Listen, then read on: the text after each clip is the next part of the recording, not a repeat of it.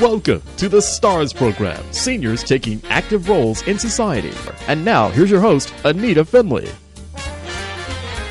Am I ready for Linda Sauget? Good morning, Linda. Hi, Anita. Good morning. I don't know if you got to listen to the show before. I love Dr. Mencia. I do. He is really such a warm and wonderful person. Just like you. And, he's going to have a booth there at the this Cure Symposium. Oh, that's wonderful. So we'll be able to, he's going to have, because he has two of his associates that will be speaking. He has his nutritionist, who is Nicole Andrews, and then Sergio Arias, who is the first prosthodontist, and he calls it a smile trial. You don't have to get it all done until you like it. I love that. That's great. So my guest, of course, I know who Linda is, but maybe you don't. But Linda Sauget is wonderful. She has written this great book that she comes on the show, and we always talk about that. And it's If You Think It, right? Correct. If You Think It. And, of course, you can read her beautiful, beautiful, I want to call them essays, but I guess they're columns that we put together it's called Yes. It's called Yes, You Can, kind of like that's what it's all about. So you are getting away now. You're going to have fun for the holiday, I have to assume. I am. And you're going to give yes to a lot of people. It must be frustrating for you when you see people who don't think like you. When you probably want to give them a crack across the back and say, hey, snap to it, thinking yes. Well, I happen to have a neighbor who is exactly like that. And poor thing, nothing is right in her life. And, of course, she's got so much. I mean, she has so much in her life that's right and to be thankful for, but she always complains about what is wrong. And so I try and redirect them, but I don't think I do a good job. Well, I don't know. I don't think it's you. It's just sometimes people just have it in their soul. And when you see Dr. Mencia, he comes in here. He's so glamorous, and he walks in, he hugs everybody, he's friendly, he's smiley. I mean, he is Mr. Yes, and not everyone's like that, and I don't know where that comes from. I think it's just like you. I think it comes from inside, don't you? I do. I mean, it's so true.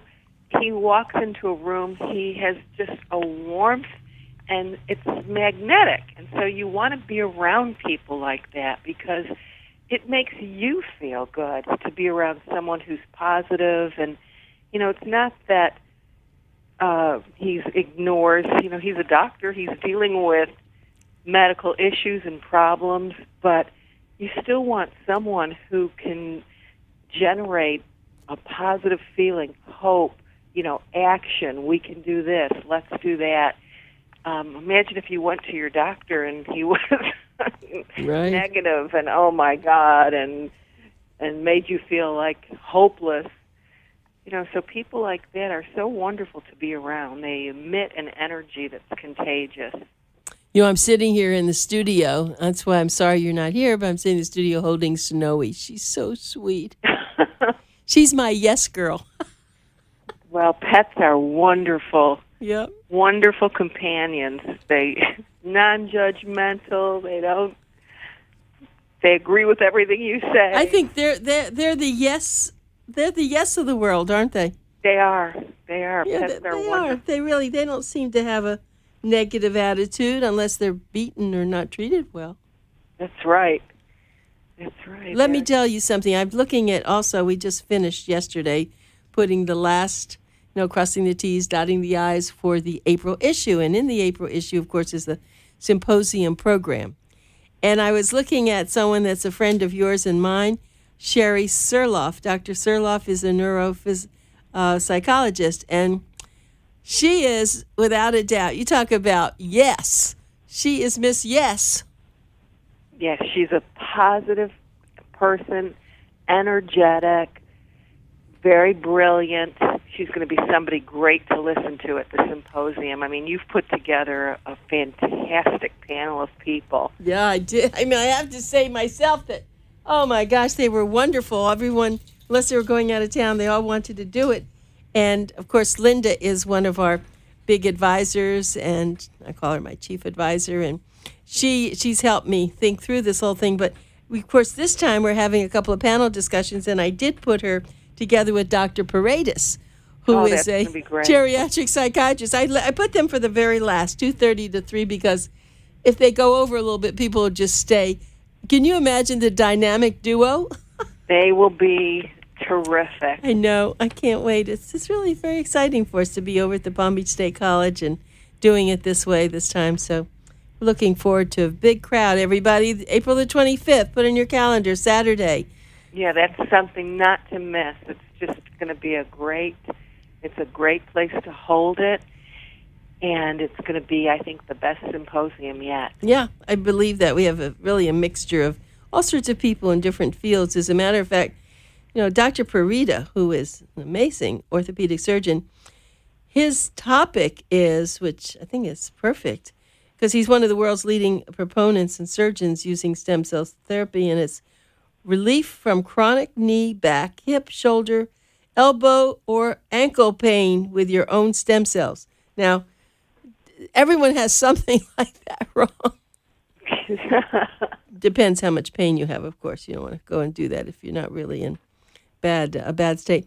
Anyway, so we're looking forward to it. We're looking forward to having you there as our, one of our mainstays. And I'm trying to get Dior to give us a big basket as we had gotten us some gifts. I want to get some more gifts too for everybody, because I think people like that. And then, of course, we'll have the 2 Jaguars out there for people to crawl in and crawl out, or lock themselves up in the car and never come out. It's such a great event. There's so many things to learn and explore. And, medicine today, there's so much going on. Every day discoveries are being made. And that's just fascinating to think about using our own stem cells. There were so many great discussions, things to learn.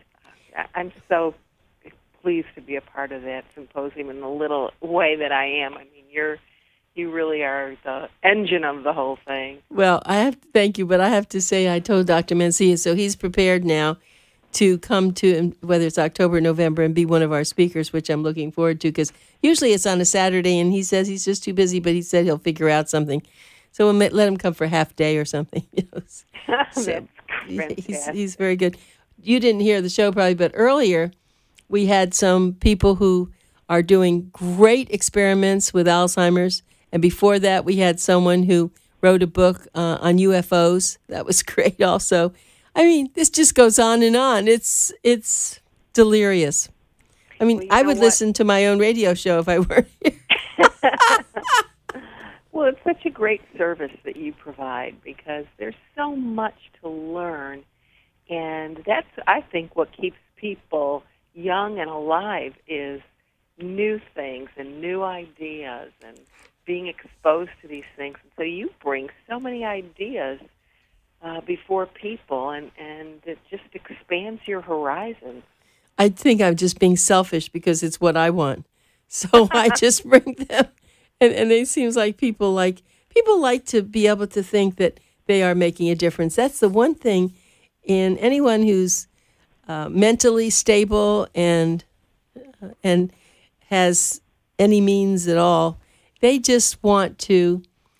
They don't want to just sit like a lump. They want to do something that they think, if they weren't here tomorrow, that maybe they lighted one small candle, right? Mm-hmm. I think that's so true. I mean, and we all do make a difference, and I think it's a matter of just remembering that, knowing that we make a difference to our pets, to our family, to our neighbors, to our coworkers, to everyone around us. We really, if we aren't conscious that we're making a difference, start noticing it. Start noticing how you contribute and how much you can do for other people. And I think that's very true.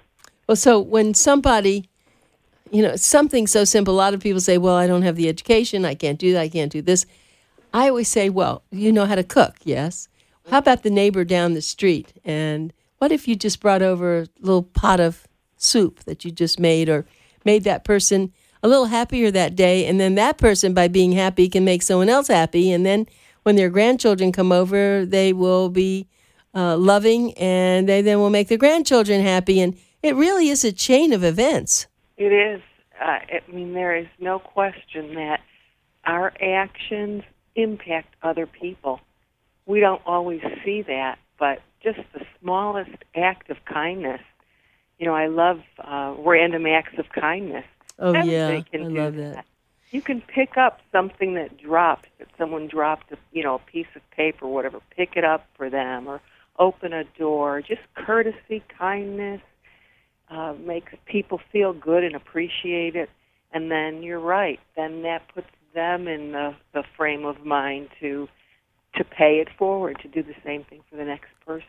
Well, in your column coming up in April, and I don't want to give it away yet, but you use the word boomerang. That's a great way to explain what we just said.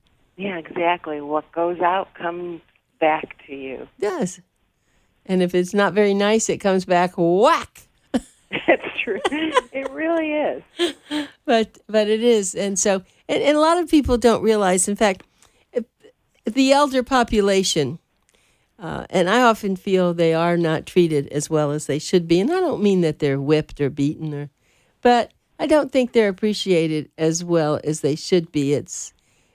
There's so much experience there and so much to offer people, and maybe they don't offer it to people, and then people don't want it from them. I don't know what the difference is, but I think if you really care about the older adults and you sit and talk with them, and of course I'm one of the older adults, I realize that now. I never think of myself as an older adult, but I can tell now. People open the doors for me. They when I'm crossing the street, they stop their car. So I guess I'm coming up like that. It's very funny, but and I think that's how any healthy person feels. In fact, I'm going to jump to something else. You're going to have to read The Publisher's Choice this coming issue, and it's someone I know, and he's in New York, and he's held some very big positions in the field of communications on NBC and places. But he wrote this book that's really kind of a journal of his life, and he's had an extremely interesting life. But as I was reviewing it, going through it, the last chapter is really it's really very, very romantic. He does all his really reporting, and then he comes and he says, well, I had an interlude I just want to share. It was breathtaking. I couldn't put it down. It was very sensual. It was very exciting. It was an affair he had. And I want you to read this. In fact, when I did the review, I said, I love the book. Smart. It has all the good things he did in it. He met Eleanor Roosevelt and President Roosevelt, and he was at the Kennedy inauguration. It was filming it. But the thing I liked best about this was the last chapter, which it was like one of those rip and reads. What is that when the books that there's is it called rip and read where I don't know that term. No, it's where it's always about a woman who's it's very sexy, and these people who write these books, they write hundreds of these books, and I don't know it's a term for those kinds of books where they're very sexy and they go on and on and on. Anyway, you've really intrigued me now. You are going to love this book. And I'm going to have to give you the book. I told everybody you got to buy the book, but you don't have to buy it. I'm just going to let you read it. It was so good that when I finished reviewing it, before I reviewed it, sent it to our graphic designer to put in magazine. And I said to Bill after dinner, I said, Bill, I'd like to read something to you. And he looked at me. I said, no, it's not medical. Let's just, because it was the evening and we were going to sit and relax. I said, Bill, I think you're going to like this. He said, okay. I started reading. He could hardly pick up his fork because we were having dinner. It was so good. He really liked it. Then he started, after it was over, he said, well, did anything like that ever happen to you? And he started talking to me about some of his affairs. It was really good. So it was, he really enjoyed it. And it's funny how it takes this man who is now 91, and I really know him in New York. I've not met him personally, but I've been on the phone with him, and he was referred to me by a friend. And it puts a different slant on who he is. Now that I see he was very, very sensitive. I mean, he talks about sexual act. He's just, and the whole thing is something you would not be prepared to see in this book. Well, now I'm really intrigued. I know. Now you want to come up, right? And give you the book. You will like it. It's so interesting because people have so many facets to their lives. Here you're talking about him as a reporter, right, and a journalist, but we're multifaceted people, so it's so interesting to learn about all the sides of a person if you can. I'm thinking, I want people to buy his book, but I'm going to get permission, I think, in the next couple of issues to do that chapter. I'm just going to write it and just go on and on until it's over. Just have to read the next issue. People will die to read the next issue. Oh my gosh, I'm going to do that. That would be great. I think he'll allow me to do that, but I'm going to do that. That would be great. It will be. That reminds me of, the old serial magazine, right, where you had a part of a short story, and then you had to come back the next week to read the next installment. Exactly. Well, I've been doing that with some articles that are too long. I do part 1, part 2, part 3. Yeah. But those are articles. That's okay. But this is a lot more. This is like what you're talking about. It puts your hands are on the edge of the ledge of the edge. No, it's very interesting. And so I will now. He's the kind of a man. I think he's available, but I think he's the kind of a man you would just love to go out with. Now this happened. I think must have been in his 70s or 80s. I don't know when it happened, but. It was a very. I just don't want to tell you anymore in the air because we're going to have to do this in the magazine. I couldn't wait to share this with you. You're going to love it. I can't wait to read the review and then read the book. Right. Oh no, the book itself. I mean, he really is quite a guy. He was in the service and then he went to Harvard and was he got a degree in nuclear physics, but then he worked as a page at the beginning when NBC started, and he then went up the ranks and really made it big with them. And today he's very active with filmmaking. That's the name of the book. I think it's called A Filmmaker's Journal. So that's really who he is, but this was just something I guess he felt he had to put in there. I don't know. It was so juxtaposed to the book. It's just different. But you can see I'm all titillated about this thing, right? Yeah, you're... I don't know, Linda. See, you missed out, kiddo, not coming up here. We would have had a big... I could have tempted you with bringing the book, but I didn't do that. And of course, and I am looking at another article right next to yours this past March. Did you see that? My Name's Not Robbie Anymore, Mother's Tale of Losing a Son and Gaining a Daughter? Yes. And of course, I know the author, and this is not true. I mean, she just needed a very good subject, and she decided to do this. This is long before she just finished the book, but she had been writing it for the last 2 years. And that's, of course, before we see this happening more and more, with some major person who just decided to do that. But life is so different now from 40 years ago. I think there's a lot more freedom to, explore what you want your life to be and then take action for what's right for you. That's true. And you and I both had unusual family lifestyles and things that have happened, but it hasn't changed us, has it? We still smile and laugh and have a positive attitude. I think it's changed us for the better. Yeah. In a lot of ways, because I think that difficult things that you go through, you come out stronger. There's no question. And if you have the right attitude, you do. Some people don't. They seem like they walk under a black cloud all the time, like your friend you said, lives next door to you. Yeah, right. But it's invented.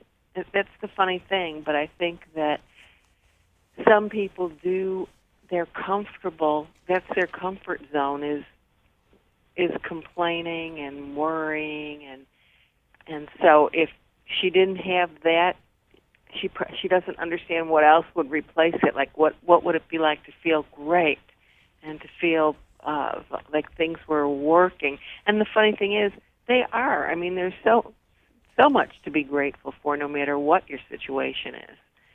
And so I think that some people do make a choice not to. They make a choice to stay in their misery, but that is not me. Right, nor me. And it's called choice, isn't it? It's a choice. That's the whole thing. Life is full of choices. It is. And I, if I am going through a difficulty or a challenge, I mean, you do. Life will present you with those things, but I don't want to stay there. I want to get through it or move through it and get to the other side and feel good again. So it is a choice. When you go to a nursing home, in fact, I was just at the Marensons. Mr. Marenson has some beautiful communities in Fort Lauderdale, and I got to walk around. And first thing you think, of course, when you're going to go in, oh boy, the smells or the way people sit around in wheelchairs and how bad they're going to look. Not so there. Oh, it was beautiful. Everything was so beautifully maintained. People were happy, whether they were listening to music or dancing or playing bingo or just sitting around, and they had smiles on their faces. And so as one ages, you bring with you what you've been taking and carrying around with you all your life. Mm-hmm. It's true, and that's so great that there is. It sounds like where you were fosters that and encourages that for people to be active, to be playing bingo or listening to music or interacting with each other, and that's so important. Activity is important to keep our minds going and keep relationships going, and you could do that anywhere. You can do it in a nursing home. So that is a great testament to that home. It is. It's a human spirit, though, that you do take, and you've heard that. We've talked about this before, that you are who you are no matter where you go or what happens to you. You do bring that with you, unless, of course, you have cognitive difficulty, your brain is not functioning, then that's a whole different story. But generally speaking, no matter, what happens to you, you do bring what you were talking about with you, psychology or... It's, there's that saying, wherever you go, there you are. That's very true, Linda. Wherever you go, there you are. And that's this is Linda Sauget, If You Think It. And you can buy that book, go to Amazon, If You Think It, by Linda Sauget, or you can read her columns, Think Yes.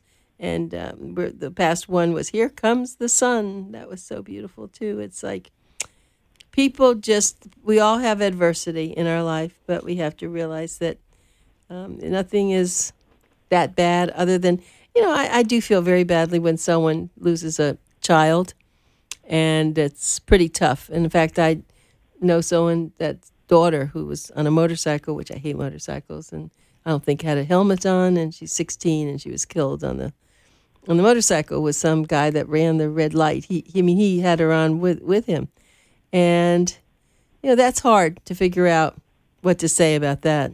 Yeah, I mean, well, there are definitely tragedies and difficulties that there are no words. There's no way to, feel good about that. But after the period of mourning and grief, which, to some extent always stays with you, but then the question is, is that going to define your life so that you don't have a life, that you don't allow yourself to have any other joy? I mean, when it's fresh, you can't be thinking about that because you're in mourning, and that's appropriate to be in mourning. But at a certain point, and that point is different for everyone, but at a certain point you have to go forward. Unless or if you don't, you are inviting yourself to be miserable for the rest of your life. So it's sad. There definitely are difficulties and tragedies that are unsolvable, nothing you can do about them. but we still have a choice if we're going to carry that sadness forward for the rest of our life and never enjoy anything, or are we going to just, accept that it happened? There's nothing that you can do, and doesn't mean that you don't mourn it and feel terrible, but you have to at some point go forward with your life. So. Well, Linda, I want to go forward with our life. I know you have things to do, and I want everyone to know if you want to meet Linda, you can come to the symposium, the Cure Symposium on Saturday, April 25th from 9 to 3, Palm Beach State College. You must call to make a reservation. It is free, but it's going to be a very limited seating. So it's 561-735-6525. You can leave a message on the phone, and someone will call you back, or just tell them you want to RSVP. Put your name, your phone number, your address. But it's 561-735-6525 for 14 fantastic South Florida physicians and scientists. And we will see you there. Linda and I will see you there. And Linda, have a great holiday weekend. Thank you. You too, Anita, and to everybody that's listening. And I agree that they need to call and make a reservation, because this Cure Symposium is going to be fantastic. I'm so excited about it. Thanks, Linda. Bye. Bye-bye.